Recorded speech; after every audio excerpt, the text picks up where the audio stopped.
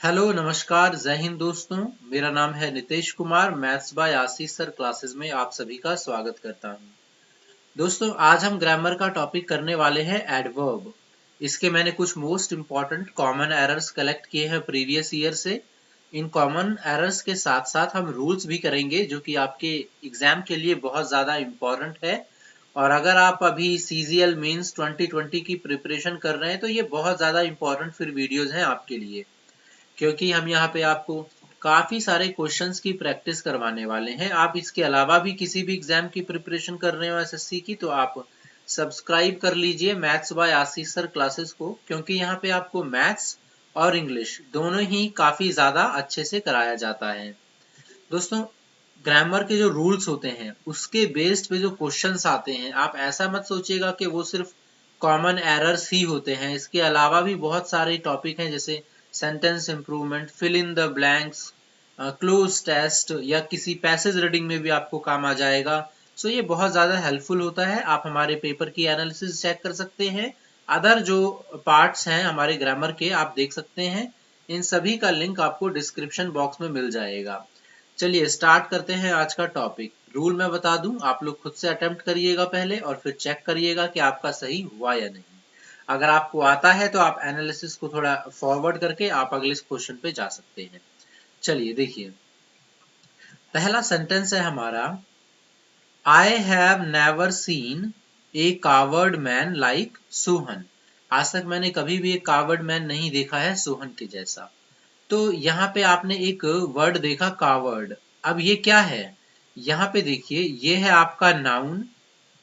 सो noun को जो modify करता है वो करता है एडजेक्टिव या कहिए एडजेक्टिव। सो यहाँ पे हमें मैन की विशेषता बता रहा है तो हमें एक एडजेक्टिव चाहिए था। लेकिन देखिए जो कावर्ड होता है ना वो एक नाउन होता है। आप सिंपल बोल सकते हैं जैसे राम, जैसे आप बोल सकते हैं श्याम इज ए कावर्ड, या तो आप ऐसे बोल दीजिए। लेकिन आप ऐसे नहीं बोल सकते Shyam is a coward boy, ये गलत हो जाएगा। क्यों? क्योंकि जो बॉय को क्वालिफाई करेगा वो एडजेक्टिव होना चाहिए, लेकिन जो कावर्ड होता है ना वो एडजेक्टिव नहीं होता, ये एक नाउन होता है। मैं आपको इसका थोड़ा कुछ बताता हूँ वर्ड्स के बारे में। जैसे एक हो गया कावर्ड, एक हो गया निगार्ड,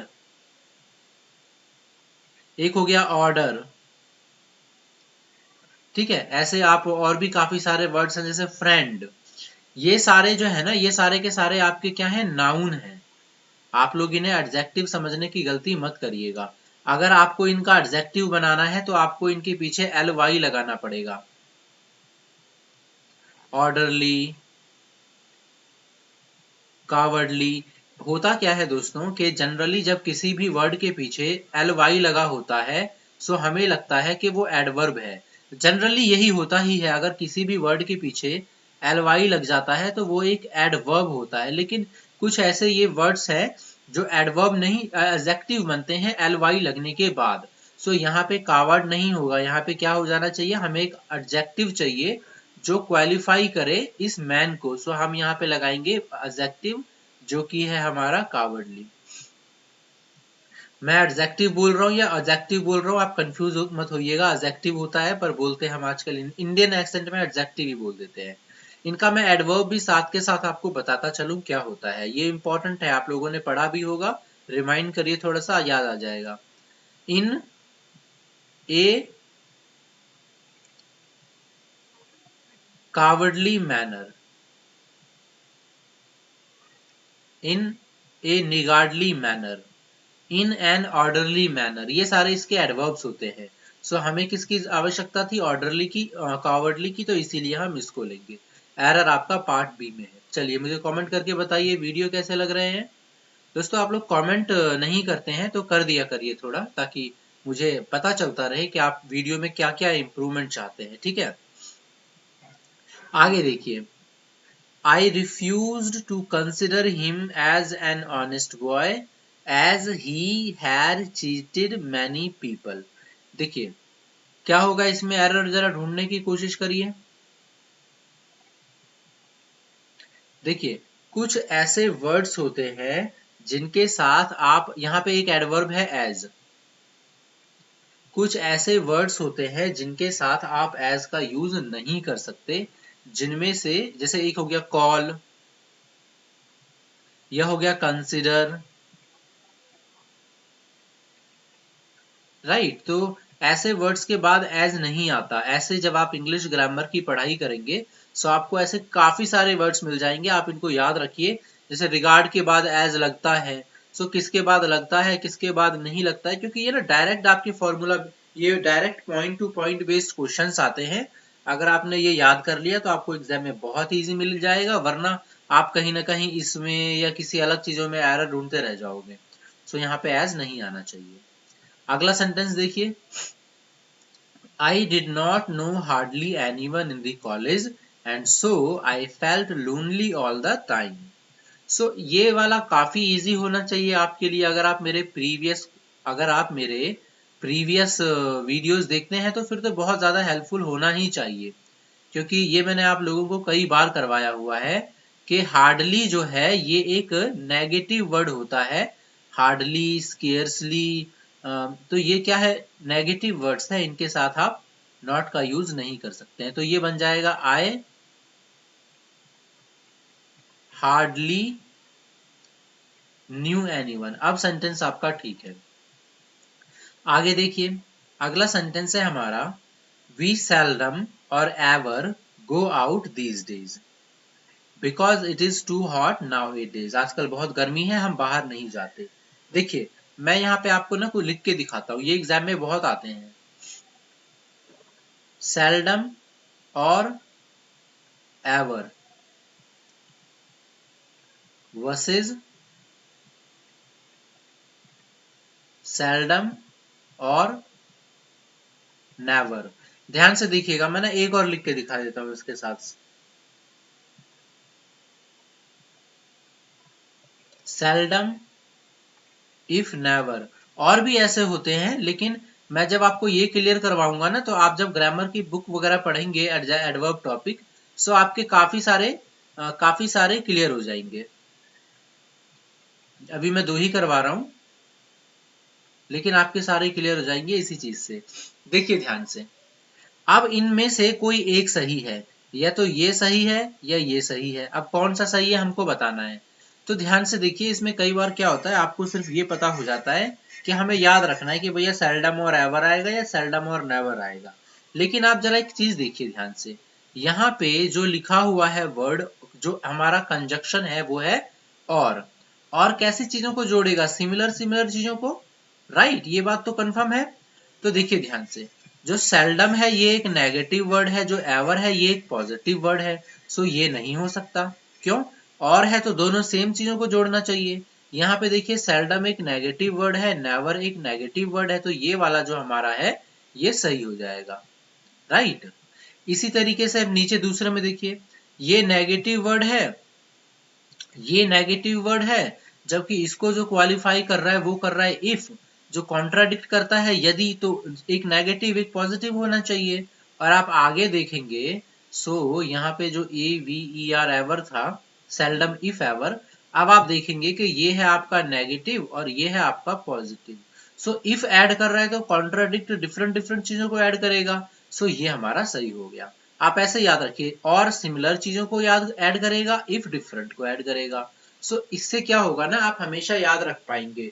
बहुत सारे ऐसे भी होते हैं, लिटिल और नथिंग, लिटिल इफ एनीथिंग। सो वो भी आप इसी से रिलेट करके याद करिएगा, जैसे मैंने यहाँ बताया है, क्योंकि ऐसे एग्जाम में आते रहते हैं। तो आपको आपका एरर मिल गया, सेल्डम और के बाद सिमिलर चीज ऐड करनी चाहिए। सो हम एवर ना लेकर के नेवर लेंगे।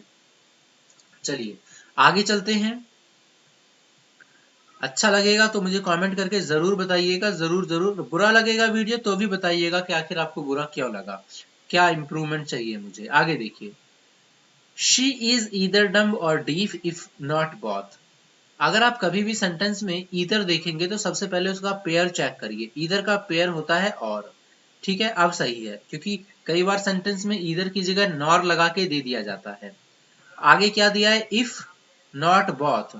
सो मैंने ये रूल आपको पहले भी बताया है कि बोथ के साथ हम नॉट का यूज कभी भी नहीं करते, वो गलत होता है। इंग्लिश ग्रामर में both के साथ not का यूज नहीं होता।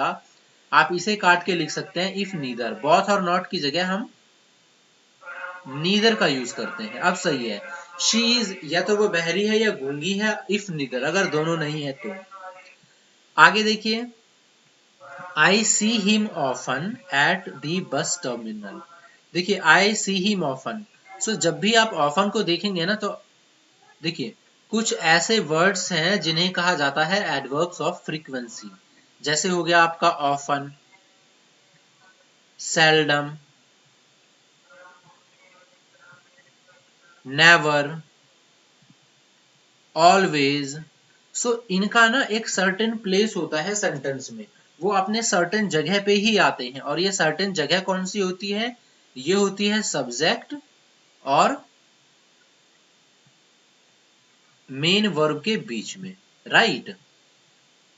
या अगर हेल्पिंग वर्ब है तो हेल्पिंग वर्ब भी आएगा उसके बाद, अगर हेल्पिंग वर्ब है तो फिर आएगा आपका ये। सो आई सी हिम में ऐसे होना चाहिए, आई सी यहाँ पे वर्ब है आपका। सो जो ऑफन है ना, इसके बीच में आना चाहिए, आई ऑफन सी हिम। अब ये आपका सेंटेंस सही है। तो याद रखिएगा, ऐसे कुछ एडवर्ब्स ऑफ फ्रीक्वेंसी हैं जिनकी पोजीशन सब्जेक्ट और मेन वर्ब या सब्जेक्ट हेल्पिंग वर्ब और मेन वर्ब के बीच में होती है। चलिए आगे देखिए, she did her job as better as she could do. अच्छा देखिए, इस सेंटेंस को ध्यान से पढ़िए, मैंने एडजेक्टिव करवाया है आपको और मैं गारंटी देता हूं कि आप सही एरर ढूंढ के निकाल देंगे, लेकिन आप उसको इम्प्रूव नहीं कर पाएंगे कि भैया वो गलत क्यों है। देखिए, आपने अब तक एरर अगर थोड़ा सा ध्यान से पढ़ा होगा तो ढूंढ लिया होगा कि एज और एज के बीच में बेटर नहीं आ सकता, पॉजिटिव डिग्री का यूज होता है, क्या होगा? गुड। अगर सेंटेंस कॉमन एरर का है तो आप ठीक कर देंगे, क्यों? क्योंकि कॉमन एरर में सिर्फ आपको एरर ढूंढना होता है और कुछ नहीं करना होता। सेंटेंस इंप्रूवमेंट में आप गलत कर देते। देखिए, जो हम एज गुड एज यूज करते हैं, ये यहाँ पे क्या होता है? ये होता है एडजेक्टिव। ध्यान से देखिएगा, ये क्या होता है? एडजेक्टिव। जो हम किस चीज को कंपेयर करते हैं? दो नाउन को बेसिकली आप बोल सकते हैं। लेकिन यहाँ पे क्या है, हमें जो ये देखिए, as dash as she could do, she did her job, उसने अपना जॉब बहुत कैसे किया था। सो यहाँ पे जो हमें वर्ड चाहिए ना, वो डिड हर, मतलब इसको, ये वर्ब को एक तरीके से बेसिकली वो मॉडिफाई करेगा, right. She did her job as, बढ़िया मतलब, तो डिड जो उसने किया है ना काम, उसको ये बताएगा। सो वर्ब को रिप्रेजेंट या मॉडिफाई करने के लिए हमें एडवर्ब की जरूरत होती है, ना कि एडजेक्टिव की। सो हम क्या करेंगे, यहाँ पे वेल लगा देंगे। जैसे होता है ना गुड, गुड एक आपका एडजेक्टिव है, इसका होता है वेल। और वेल का भी कंपेरेटिव आपका होता है बेटर और सुपरलेटिव होता है बेस्ट। तो यहाँ पे अगर आपका सेंटेंस इंप्रूवमेंट होता और दोनों ऑप्शन में होता है as good as well as, तो आप गलत कर देते। वहां पे एज गुड एज लगा के आते हैं, ध्यान रखिएगा इस बात का। आगे देखिए, she had barely nothing to wear when she came to help for me. So उसके पास कुछ भी नहीं था पहनने के लिए, when she came to me for help, जब वो मेरे पास आई मदद के लिए। ध्यान से देखिए, जैसे मैंने भी आपको बताया था, हार्डली हो गया, स्केर्सली हो गया, बेयरली हो गया, ये सारे नेगेटिव वर्ड्स होते हैं। बेयरली जो है ना, यहाँ पे आपने बेयर सुना होगा, नंगा, यानी कि बिना किसी चीज का, या किसी, बेयरली मतलब बेसिकली किसी चीज की कमी होना। सो ये एक नेगेटिव वर्ड है, और जब भी सेंटेंस में नेगेटिव वर्ड हो तो उसके साथ किसी भी नॉट या नेगेटिव वर्ड का यूज नहीं करते। सो ये अगर सेंटेंस फाइंडिंग एरर होता तो आपने भाई ढूंढ लिया कि आपका पार्ट बी में एरर है। लेकिन अगर सेंटेंस इंप्रूवमेंट होता तो मुझे बताइए कि यहाँ आना क्या चाहिए। सो जब भी कभी आपको ऐसे नेगेटिव वर्ड्स मिले तो उसके साथ आपका आएगा एनीथिंग, एनीथिंग, एनीवन, एनीवेयर। कोई नेगेटिव वर्ड या समथिंग ये सब नहीं आएगा, क्योंकि आपने पढ़ा होगा सम का यूज होता है आपका अफर्मेटिव सेंटेंसेस में, यानी जो नेगेटिव या इंट्रोगेटिव ना हो। आगे देखिए, we should keep our belongings orderly. So हमें क्या करना चाहिए, अपने कीप मतलब जो यहाँ पे वर्ब आपका कीप है, इसको मॉडिफाई करने के लिए ऑर्डर में रखना है ऑर्डर में, काम करना है ऑर्डर में। सो काम करने को कौन मॉडिफाई करता है? ऑर्डरली। तो क्या बताइए, जो ऑर्डरली लिखा हुआ है ये एडवर्ब है? मैंने आपको शुरू में बताया था ना, ऑर्डर जो है एक आपका हो गया, उसके बाद ऑर्डर नाउन हो गया, ऑर्डरली एडजेक्टिव हो गया, इन एन ऑर्डरली मैनर एडवर्ब हो गया। सो आपको लगेगा एलवाई लगा है तो एडवर्ब होगा, जबकि ये गलत है। और एडवर्ब क्या होता है? इन एन ऑर्डरली मैनर। अब ये सेंटेंस ठीक है, आगे चलते हैं। When she received the good news, she ran straightly to call up her parents. So यहाँ पे एक फ्रेज लिखा हुआ है, फ्रेजल वर्ब। कॉल अप मतलब होता है किसी को फोन करना या याद करना। तो अब इसमें क्या हो सकता है एरर? देखिए, मैं आपको कुछ वर्ड्स के बारे में बताता हूँ। जैसे हार्ड हो गया, फास्ट, एक और ले लेते हैं स्ट्रेट, एक और बहुत इंपॉर्टेंट है आउटराइट। आउटराइट मतलब फटाफट, तुरंत। ये कुछ ऐसे, ये आउटराइट एक साथ है दोनों, आउटराइट। ये कुछ ऐसे वर्ड्स हैं जो कि एडवर्ब और एडजेक्टिव दोनों में सेम रहते हैं। ठीक है, ये कुछ ऐसे वर्ड्स हैं जो एडवर्ब और एडजेक्टिव दोनों में सेम रहते हैं, इनको चेंज नहीं करते। तो जैसे यहाँ पे स्ट्रेटली है, स्ट्रेटली गलत वर्ड है, ये हमेशा स्ट्रेट ही रहेगा, चाहे आप एडजेक्टिव का यूज करें STRAIGST, चाहे आप एडवर्ब का यूज करें। फास्ट हो गया, हार्ड हो गया, आउटराइट हो गया। तो ऐसे सेंटेंस की थोड़ी प्रैक्टिस करिएगा एडवर्ब की। तो ऐसे जब सेंटेंस आपको वर्ड्स दिखेंगे तो आपको थोड़ा आदत पड़ जाएगी वर्ड्स देख करके फटाफट अंदाजा लगाने की कि क्या आंसर हो सकता है। आगे देखिए, all the pupils stood up respectively as the guru entered the room. जैसे ही गुरु ने एंटर किया तो सारे जो शिष्य थे वो खड़े हो गए रिस्पेक्ट में। अच्छा, आपने कभी रेस्पेक्टिवली वर्ड सुना है? आपने कभी रेस्पेक्टिवली वर्ड सुना है या नहीं? नहीं सुना? कैसे, मैथ्स में नहीं सुना आपने रेस्पेक्टिवली? हिंदी में बोलते हैं क्रमशः, राइट, हिंदी में बोलते हैं ना क्रमशः, और इंग्लिश में रेस्पेक्टिवली।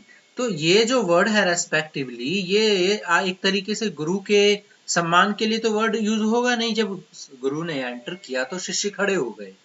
सम्मान कोई भी रिस्पेक्टफुल वर्ड नहीं है ये। इसके लिए हमें चाहिए रेस्पेक्टफुली। ठीक है, रिस्पेक्टिवली तो क्रमशः को रिप्रेजेंट करता है, ग्रेजुअली, सीक्वेंस में। यहाँ पे आएगा आपका रिस्पेक्टफुली। आगे देखिए, she does her work good as she is a trained nurse. जैसे कि वो एक ट्रेन्ड नर्स है, वो अपना काम बहुत अच्छे से करती है। क्या एरर हो सकता है जरा बताइए? देखिए, शी डज हर वर्क काम गुड। काम जो है ना, यहाँ पे एक एडजेक्टिव होता है जो नाउन को क्वालिफाई करता है, लेकिन काम अच्छा किया इसने। काम एक वर्ब है, उसको अगेन रिप्रेजेंट करने के लिए हम गुड नहीं, हम वेल का यूज करते हैं। ध्यान रखिएगा इस बात का। अब थोड़ा जल्दी जल्दी करेंगे, ठीक है। You have acted nobler than all of us. क्या हो सकता है इसका आंसर? इसका आंसर देखिए, नोबलर नहीं होता। ठीक है, नोबलर नहीं होता ये हो, क्योंकि आपको कंपैरेटिव डिग्री चाहिए, क्योंकि यहाँ पे देन है, हम मोर लगाएंगे, nobly. You have acted more nobly than all of us. ठीक है, आगे देखिए, she sounded very sadly after the death of her pet. ठीक है, अब आपको एरर तो मिल गया होगा वैसे, क्योंकि ना थोड़ा पढ़ के भी आपको हिंट लग गया होगा, यार ये सुनने में थोड़ा अजीब सा लग रहा है। कौन सा वर्ड सुनने में अजीब सा लग रहा है? सैडली, क्योंकि आपने कभी सैडली यूज ही नहीं किया होगा। ऐसा क्यों होता है? देखिए, कुछ ऐसे वर्ड्स होते हैं, वर्ब्स ऑफ सेंसेशन बोलते हैं उसे, जो हमारी ज्ञानेंद्रियां से जुड़ी होती हैं। जैसे टेस्ट हो गया, स्मेल हो गया, सैड हो गया, फील हो गया, हैप्पी हो गया, साउंड हो गया। ये ऐसे वर्ड हैं कि जिसमें कभी भी एलवाई नहीं लगता, और ऐसे कुछ वर्ब्स ऑफ सेंसेशन हैं जो वर्ब को क्वालिफाई करने के लिए भी एडजेक्टिव ही लेते हैं। ना कि एडवर्ब। ये आप समझिए कि ये एडजेक्टिव एडवर्ब फॉर्म सेम है। सो हमें यहाँ पे क्या चाहिए, सैड, ना कि सैडली। ठीक है, यहाँ पे एडवर्ब का प्रयोग नहीं होता, सिर्फ एडजेक्टिव का प्रयोग होगा, ध्यान रखिएगा इस बात का। आगे देखिए, Shivangi and Shweta are coward girl. ये बहुत मैंने दो करवा दिए हैं, ऐसे पता चल गया होगा आपको कि कावर्ड एक नाउन है। तो जो लड़की है उसको रिप्रेजेंट, यानी कि जो नाउन है ये लड़की, इसको मॉडिफाई करने के लिए हमें एक एडजेक्टिव की जरूरत है, ना कि नाउन की। जबकि कावर्ड जो है एक नाउन है। मैंने इसके 2-3 एग्जांपल्स दे दिए, तो जो सही आएगा वो आएगा कावर्डली। आगे देखिए, Meera had hardly reach the point when the flight took of.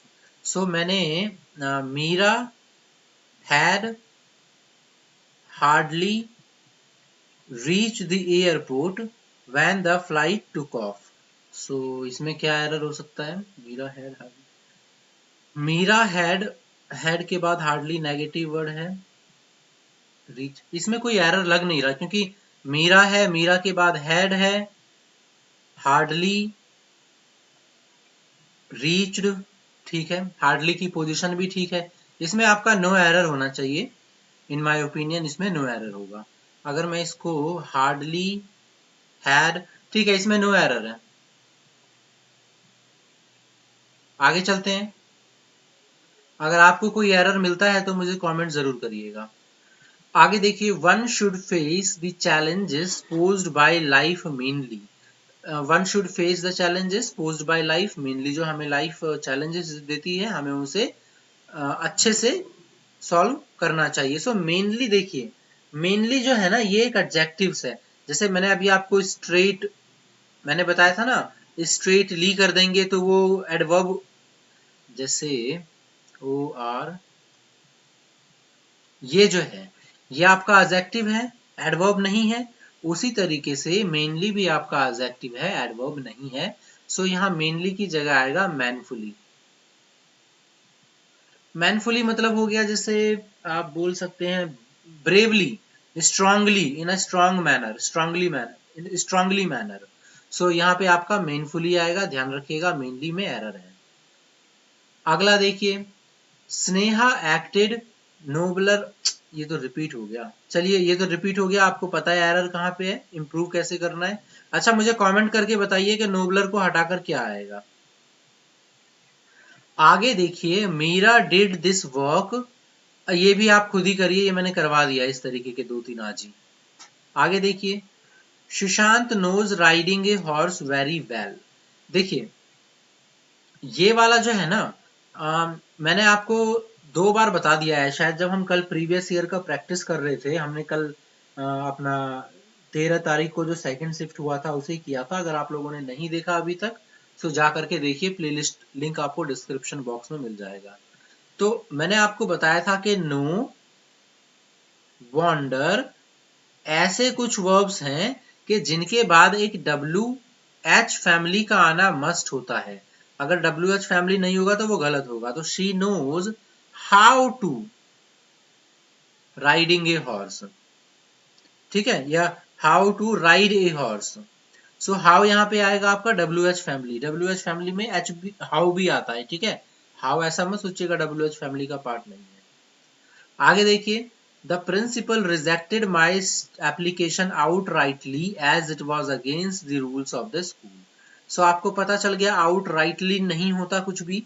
इसका हम एज अ एडवर्ब यूज करें या एज अ एडजेक्टिव यूज करें, हम आउट राइट ही लेते हैं, ठीक है, आउट राइटली नहीं होता। आगे देखिए, she doesn't sing well and I don't sing neither. So यहाँ पे देखिए, वेल इस बार यूज किया हुआ है। अब तक हमने गुड गुड देखा था, तो गुड नहीं आता, वेल आता है। सो वेल बिल्कुल सही है। And I don't sing either. So देखिए, मैंने आपको बताया था नीदर के साथ कभी भी नेगेटिव का यूज नहीं होता। सो इम्प्रूव करने के इसको बहुत तरीके हैं। मतलब एरर आपको पार्ट 3 में मिल गया, ये बात तो समझ में आ गई। इसको इम्प्रूव करने के बहुत तरीके हैं आप या, लेकिन उसमें उसके लिए आपको ये भी छेड़ना पड़ेगा। सो अगर बिना सेकंड पार्ट को छेड़े आप लगाए तो नीदर को आप कर दीजिए either, I don't sing either. अब ये सेंटेंस सही है। आगे देखिए, my friend does her work good. As ये भी फिर से रिपीट क्यों हो गया? चलिए इसको आप खुद से करिए, बताइए इसमें क्या एरर है। क्वेश्चन नंबर 23 में क्या एरर है? आगे देखिए, ही इज ईदर डीफ और डम्ब इफ नॉट बोथ। इसका आपको मिल जाना चाहिए वैसे तो, पर मैं इसको छोड़ूंगा नहीं क्योंकि कईयों को फिर देखिए, जब भी आप ईदर देखेंगे ना उसका पेयर और सबसे पहले ढूंढिए, क्योंकि एग्जाम में नॉर लिख के दे देता है। और फिर उसके बाद और के इधर और इधर को मैच करिए, ये सेम पैरेलल फॉर्म में होने चाहिए। आगे देखिए, इफ नॉट बोथ, मैंने आपको बताया है नॉट और बोथ का यूज नहीं होता, आप लगा देंगे नीदर। ठीक है, अब ये सेंटेंस सही है। आगे देखिए, your beautiful long black dress is quite lovely. देखिए, अब जब आप ये ब्यूटीफुल लॉन्ग ब्लैक ड्रेस देखेंगे तो आपको समझ में आ जाएगा कि एरर कुछ यहां है। क्यों? क्योंकि आपको रूल्स अगर अच्छे से पता है तब तो आप, अगर अच्छे से रूल पता है तब तो आप बता देंगे कि एरर है या नहीं। लेकिन अगर नहीं पता है रूल तो आप पक्का गलती करेंगे, आपको लगेगा यही होगा। एडजेक्टिव करते हुए मैंने बताया था, ये है ब्यूटीफुल जो है ना, ये है एक ओपिनियन। लॉन्ग जो है ये है साइज, ये जो है कलर, और ये तो है ही नाउन आपका। सो जब भी नाउन को हम इम्प्रूव मॉडिफाई करने के लिए एडजेक्टिव का यूज करते हैं, सो अगर ये सारी चीजें हो तो उसका एक सर्टेन सीक्वेंस होता है। अब क्योंकि यहाँ पे तीन तीन चीजें हैं तो ये तभी आप सही कर पाएंगे जब आप कंफर्म होंगे कि आपको रूल याद है, नहीं तो फिर आप गलती कर देंगे। सो ओजैस कॉम्प मैंने आपको ट्रिक भी बताया था। सो ये हो गया ओपिनियन, साइज, ये हो गया आपका साइज, सी से हो गया आपका कलर। तो सीक्वेंस सही है, पहले ओपिनियन आएगा फिर साइज फिर कलर। ठीक है, सो इसमें कोई एरर नहीं है। तो इसीलिए अगर आपको ये रूल नहीं पता होगा अच्छे से तो डेफिनेटली आपको लग जाएगा ब्यूटीफुल लॉन्ग ब्लैक, इसी में कहीं ना कहीं एरर दे रखा होगा। ऊपर से तीनों फर्स्ट पार्ट में ही मिल गए आपको तो पक्का आप इसी को करके आएंगे। इसीलिए रूल अच्छे से याद करिएगा। यहाँ पे एरर आपका क्वाइट में, यहाँ पे होगा वेरी लवली। क्वाइट का मतलब होता है कंप्लीटली, परफेक्टली। सो आप इसके साथ लवली नहीं लगाएंगे, इसकी जगह वेरी का यूज करेंगे। थोड़ा सा इसका देखना पड़ेगा आपको, दो चार सेंटेंस के एग्जांपल्स और देखिएगा जब पढ़िएगा तो। सो वहां पे आपको पता चलेगा जहां पे क्वाइट वेरी आता है उसकी जगह आप क्वाइट यूज नहीं कर सकते। आगे देखिए, the description of the incident is fairly boring। सो देखिए, यहां पे एक वर्ड है फेयरली। फेयरली एक आपका एडजेक्टिव है, सॉरी एडवर्ब है, और ये जो है ना आपका प्लीजेंट वे में आता है, मतलब नेगेटिविटी को शो नहीं करता। जो बोरिंग है ये तो नेगेटिव चीज है ना, नेगेटिविटी को शो कर रहा है। तो फेयरली जो होता है उसके बाद प्लीजेंट एडजेक्टिव आता है। ठीक है, तो यहाँ पे फेयरली में एरर है, आप फेयरली की जगह क्या लगाएंगे? आप रेदर लगा सकते हैं, या आप टू लगा सकते हैं। टू बोरिंग, बहुत ज्यादा बोरिंग। ठीक है, अगर आप बोलेंगे कि फेयरली के बाद क्या है, फेयरली वाइज आ सकता है, और क्या आ सकता है? फेयरली वाइज के अलावा आप बोल सकते हैं फेयरली नहीं, फेयरली ब्यूटीफुल बोल सकते हैं आप, क्योंकि ये जो रिप्रेजेंट करता है ना, ये आपकी किसी भी एडजेक्टिव को रिप्रेजेंट करेगा, क्योंकि ये एडवर्ब है तो हमें एडजेक्टिव चाहिए। सो वाइज, इंटेलिजेंट, ब्यूटीफुल, ये हमारे जो है एक तरीके से एडजेक्टिव है। फेयरली हैंडसम, सो आप इनका यूज कर सकते हैं। लेकिन आप रैदर के बाद नेगेटिव भी ले सकते हैं, पॉजिटिव भी ले सकते हैं। रैदर वाइज भी आ सकता है, रैदर ब्यूटीफुल भी आ सकता है, बट फेयरली बोरिंग नहीं हो सकता। टू भी एडवर्ब है एक तरीके से, और आप इसके बाद टू बोरिंग लगा सकते हैं। टू के बाद प्लीज अनप्लीजेंट चीजें आती हैं। टू के बाद फिक्स है, फेयरली के बाद फिक्स है कि प्लीजेंट चीजें आएंगी, और टू के बाद फिक्स है कि अनप्लीजेंट चीजें आएंगी, और रैदर के बाद कोई भी आ सकती है। देखिए, टू के बाद प्लीजेंट चीजों का भी यूज किया जा सकता है, लेकिन वो एक उसका सर्टेन डिफरेंट मीनिंग होता है। एडवर्ब में जब आप किसी की क्वालिटी को रिप्रेजेंट करेंगे तो टू के बाद अनप्लीजेंट आएगा। कुछ एक्सेप्शंस होते हैं, लेकिन जो आपका मेन है आप याद रखिएगा, टू के बाद आपका नेगेटिव वाला ही वर्ड आता है, एडजेक्टिव आता है।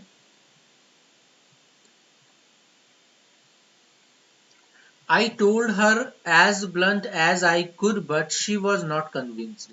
So blunt मतलब होता है, आपको bluntly बोलते हैं ना, बिल्कुल बेशर्मी के साथ, मतलब without any hesitation.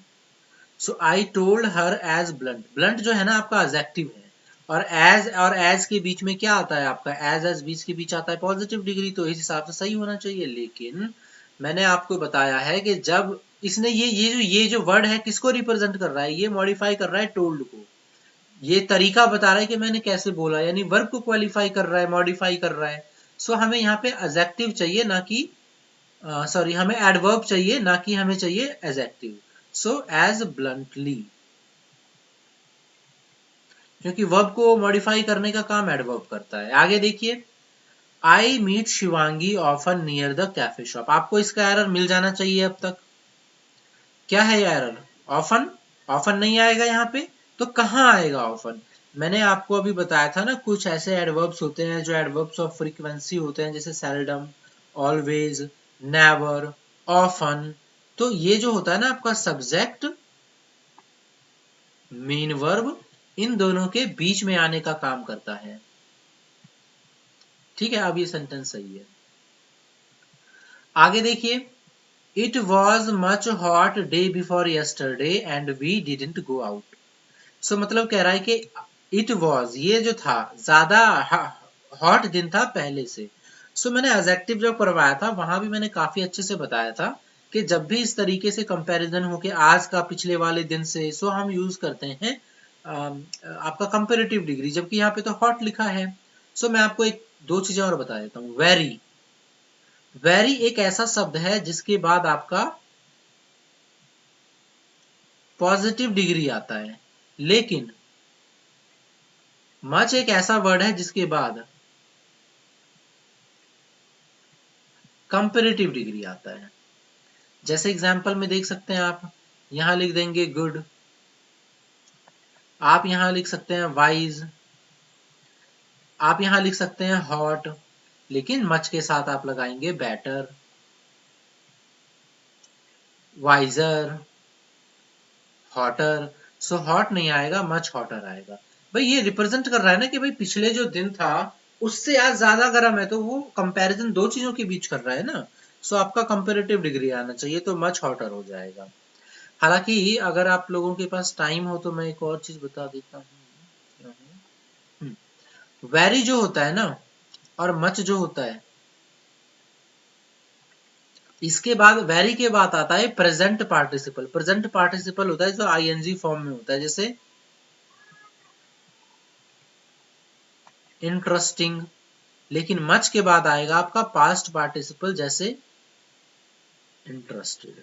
सो ये भी डिफरेंट है। तो कभी भी आप वेरी और मच को देखेंगे तो इन दो रूल्स के साथ डिफाइन करने की कोशिश करिए, ताकि शायद आपको कुछ एरर मिल जाए।